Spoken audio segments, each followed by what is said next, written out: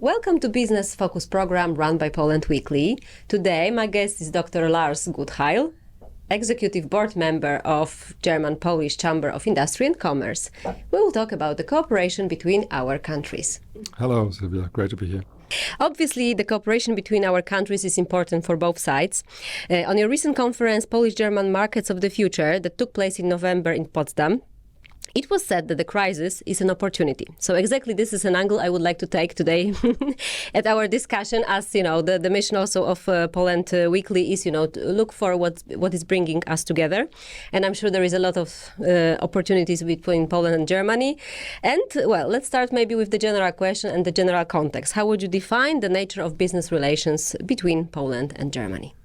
Yeah, of course, it's always dangerous to say a crisis is a chance because many companies see basically the crisis. And it's a difficult situation for many businesses at the moment in Poland and in Germany. But I would really stress that we have seen a lot of change in this time in the last, let's say, 2-3 years with the pandemic and now war in Ukraine, war in the middle of Europe. With energy prices going up, with a lot of necessity for reforms. And things are changing. And that was very clear when we did the Future Markets Conference in Potsdam. There were many very innovative companies from Poland presenting themselves for the German market. And we see that the market is really moving a lot. When you speak of the German-Polish trade relation, for example, well, of course, it is mainly based on the traditional areas like automotive or machinery. And these are markets which are in a big disruption at the moment, many things changing, a lot of insecurity. But we see that the companies are shaping up and that they are really keen on setting these steps. Mercedes has just announced the battery fabrication in Poland. You see that there's a lot of investment coming mainly for automotive batteries, and that is then also, interestingly, the area that is growing the most in Polish-German trade relation. And Poland has really become a very, very important partner for German business. Of course, we know in Poland, let's say 25% of trade is made with Germany. So that is highly important, of course, for many companies. We have a lot of investment from Germany in Poland. We have 400,000 direct jobs by German capital in Poland.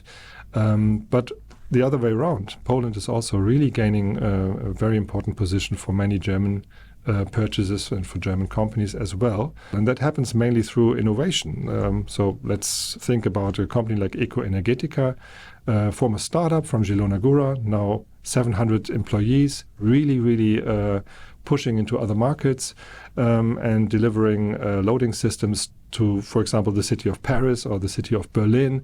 So there's success stories made in very innovative areas. And I think Poland is very strong in that. I find that quite encouraging. And we see that the interest of good Polish companies entering the German market is really growing. Okay, so it means that actually we have a good potential to be more partners in many innovative projects together. Of course, we'll come up to the topic of Polish investments abroad, because recently also had some report or some publication about it showing that Polish companies are actually treating German as a gate to the world, because it's true that till now we were quite resistant in terms of investing abroad. But we'll come up with this.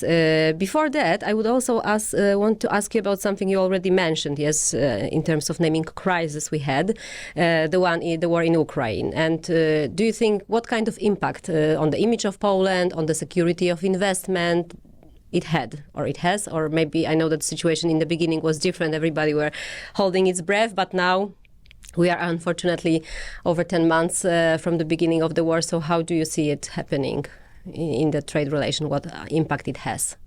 Well, in the beginning of the year, of course, it had a massive impact also on the business of our chamber. We are supporting investors on their way to Poland, and many projects were put on hold. Not because of Poland, but because of the insecurity in the markets, because of the war. But we have seen that this business has very much come back. We had as many inquiries for investment in Poland in the first half year as we had in all of last year. So you can say that the interest has doubled. And I believe that Poland is benefiting a lot from the change of supply chains. And we have seen that in the pandemic, but I think the war in Ukraine, the inflation, the big insecurity that we see, also that the Silk Road from China is not really working anymore, all that makes people and companies think how they can act a little bit more secure. We have clients who want to stay in China, they want to stay in Asia, but they want to have a second option. They want to have a security option. So they're building a mirror, like a second version of the same production site. And then Poland is a logical number one choice because Poland has a lot to offer. Mainly also very skilled workforce still. There are, of course, problems with workforce also in Poland, and it's getting more difficult. But in comparison to other markets in Middle and Eastern Europe, it's still actually quite good. And so I think the interest of German investors coming to Poland is unbroken. It's actually growing. Yeah, I think, diversity and having diverse strategy in terms of locations, I think it will be something that will stay with us for longer, because the first pandemic and then the war, and we don't know how it will roll out in the future. But I think that also something that is very interesting, what Poland can definitely learn from the Germans is the cooperation and dealing with the small and medium-sized entrepreneurs, yes? Because I think that usually here in the studio, when I have some discussions, the focus is on the big corporate multinationals. But I think that your experience is very much focused on small and medium-sized companies, which you have in your value chain, in your supply chain. And how would you, see the space for the cooperation here, especially with all those challenges that we can name, like automation, digitalization, where I believe that Germany is very strong at? Well, it's true. 99% of German business is actually middle-sized and small business. Well, always a question how you define it. And I think that is quite similar to Poland. And I think this is also why German and Polish companies can actually deal so well with each other, because they understand each other a lot better than in some other markets. So basically, this is our typical client.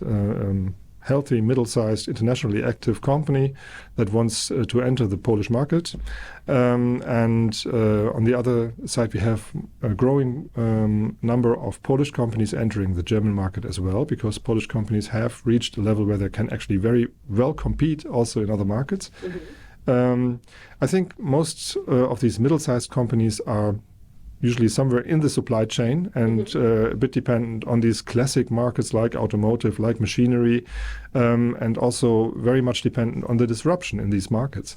And what's, I think, highly important for them is to innovate, to use a lot of R&D, actually more than in the past, and to not be afraid of big things like the energy transition or digitization.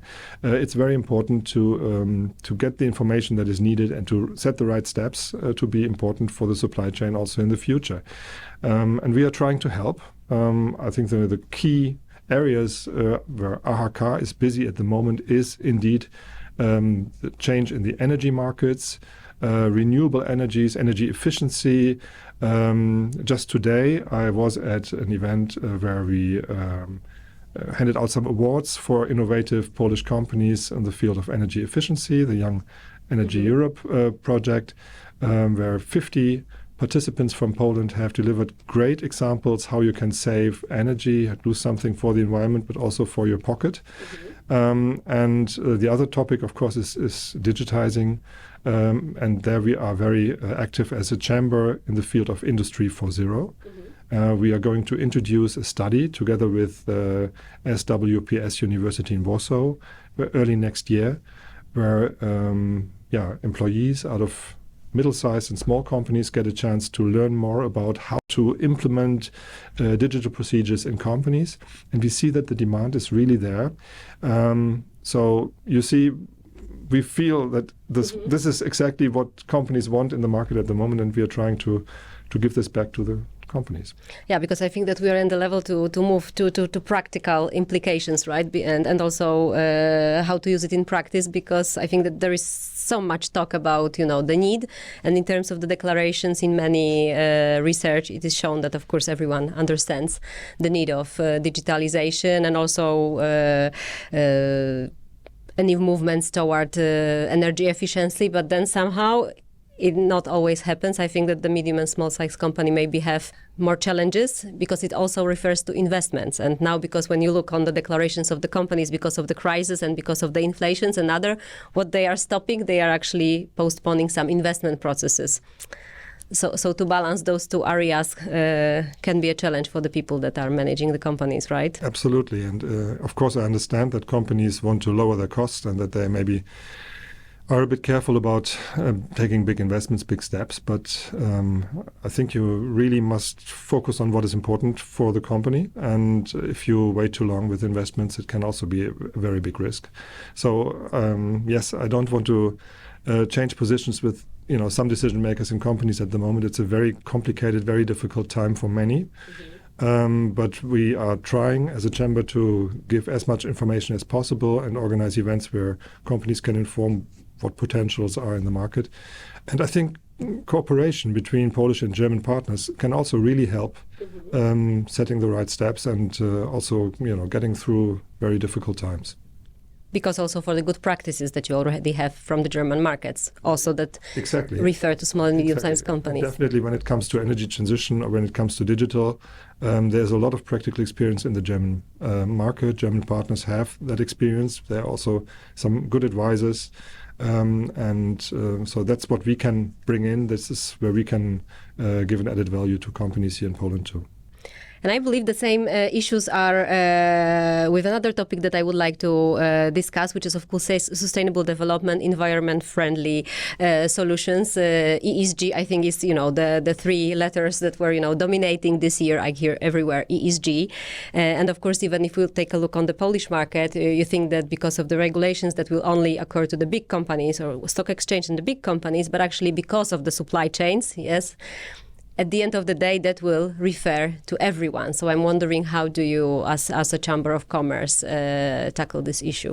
ESG is definitely a topic that has become a lot more relevant for us too. Also, when it comes to events or workshops we give. And as a chamber, we have a couple of work groups consisting of Polish and German companies. And they are working on topics like, for example, energy efficiency, renewables, but the whole range also of ESG topics. And we see that the activities have really grown a lot. Also, the questions coming to our chamber are growing.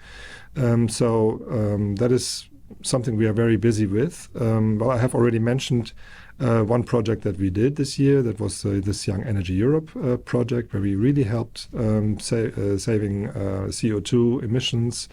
And that is something that we want to push for the future even stronger. And I believe, in this situation at the moment, when we see energy costs going up, many companies are looking into it and want to save as much energy as possible and want to introduce more modern structures and procedures. It is, of course, it's a complicated situation, and we don't always see the support from the political side that we would like to see. We see that it's very difficult to get a market like Poland that is very dependent on fossil fuels into a more renewable direction. But I'm optimistic. I think the awareness in companies is definitely there. When I talk to decision makers in Polish companies, it's clear that the mindset is there. And it's very important to do it because, especially for medium-sized suppliers, this will be a crucial question for the future. We have all these global players, the multinationals, with their CO2 and ESG regulations. And if there's no change in the market in Poland, then in the future this could become quite a risk for more foreign investment. Naming it directly, it means that the tenders one of the criteria for participating in the tender will be whether you follow the ESG criteria, right? Exactly, that is the thing, and we can also assume that especially the key areas, key sectors like automotive, where it's a very important part of the business now, or machinery, that these might then look for other countries to go to. So I think it's also a political order for the future to to come to terms and to set steps and to not waste time. Okay, because at this conference of the markets of the future, we already said renewables, a lot of around energy, but is there anything else that you would like to mention after your conference as the market of the future, something that can, where there is a huge space for cooperation? Well, I think other very important markets are mobility, of course. That is very important market for the future, where we also see a lot of disruption and change, and health. I think that's also a market where we see a lot of interest at the moment. Pharmacy, medical technology. These are areas where we see lots of activities between Polish and German partners as well. And we see, and that's the nice thing, that Polish partners are really acting on eye level. With very interesting developments, very high quality solutions. As a chamber, once a year we give the Polish-German Business Award, and this year we gave it to a company, a medtech company that has developed an app that allows people with brain damage and people who are unable to move to restart communication. And there was even one person that wrote a book without being able to move physically, thanks to this app. I think a very innovative solution, and they're rolling it out in Germany as well with a lot of success. So I think we see these best practices, we see these examples. So I would say energy, digital, health, mobile. This is, really where we see the most activities. And when you mention healthcare, it's more like a B2B cooperation, or you also see the space for the academic cooperation, or is it like all together? It should definitely also give a lot of space for academic cooperation. I think anyway that R&D is an area where we should see a lot more activity, and we should have a lot more activity also when it comes to Polish-German activity between business and research institutions or universities. And I think it's happening, but it should happen more. But I'm actually very positive when I see all the investment that is coming. We have a company like Bayer, for example, that has decided to start its IT hub and development hub in Warsaw, and not in another country.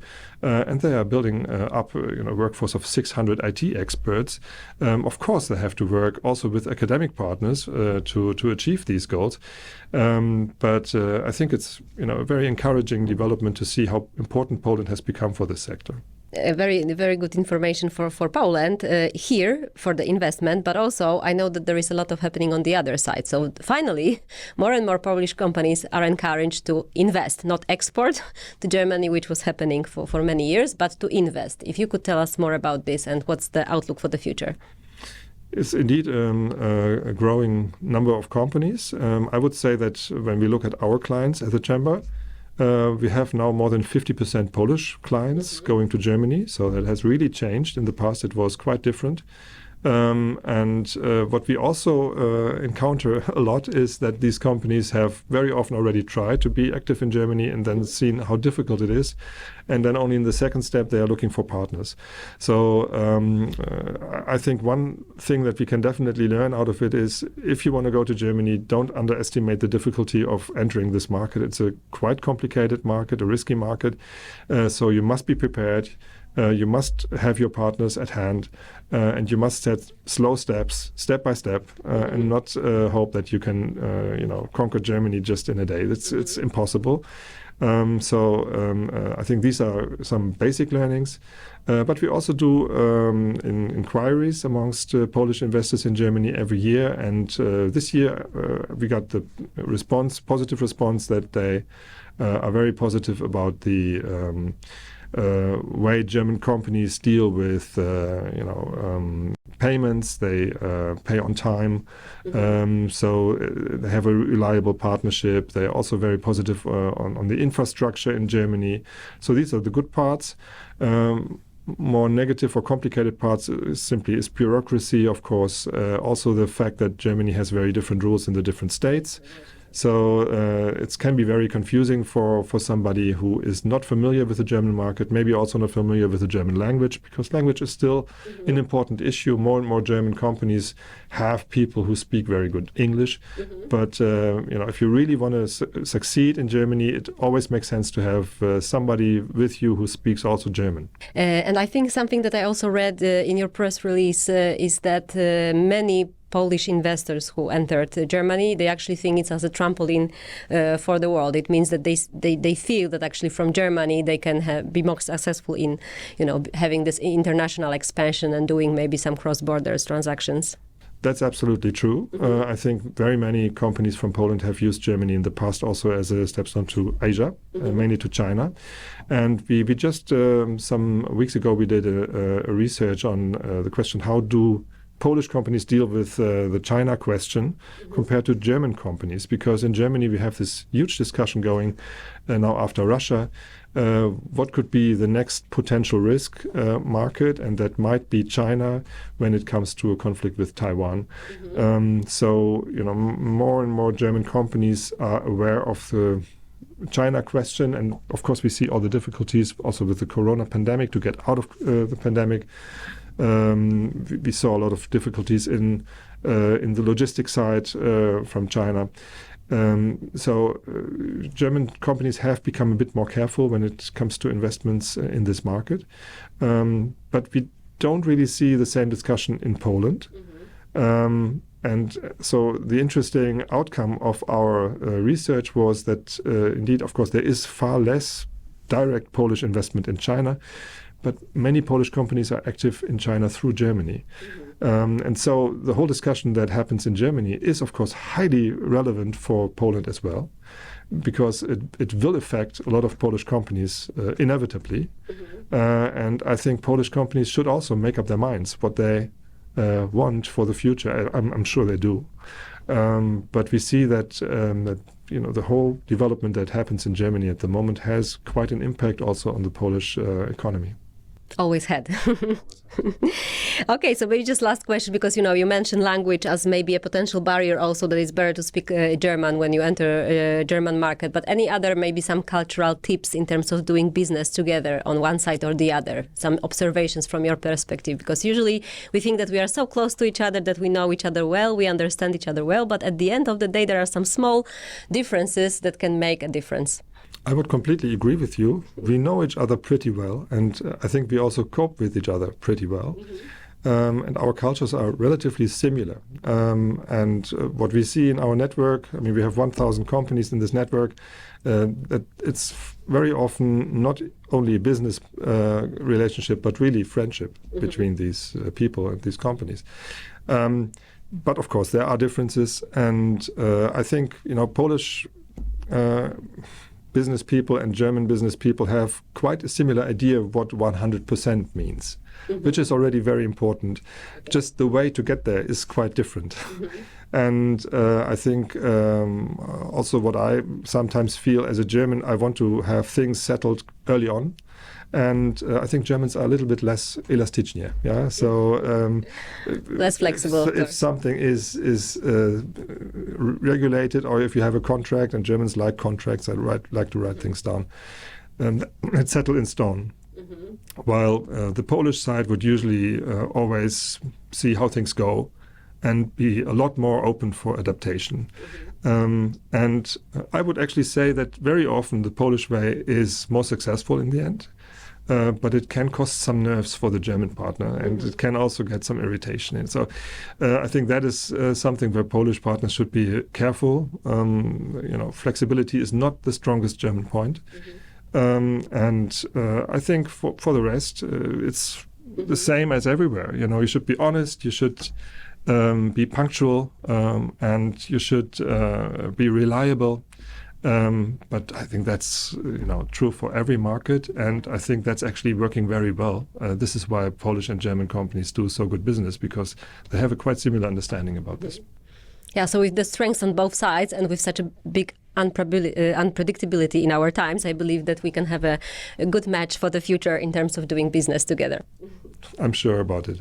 Thank you very much. Lars Gutheil was my guest today. Thank you. Thank you so much.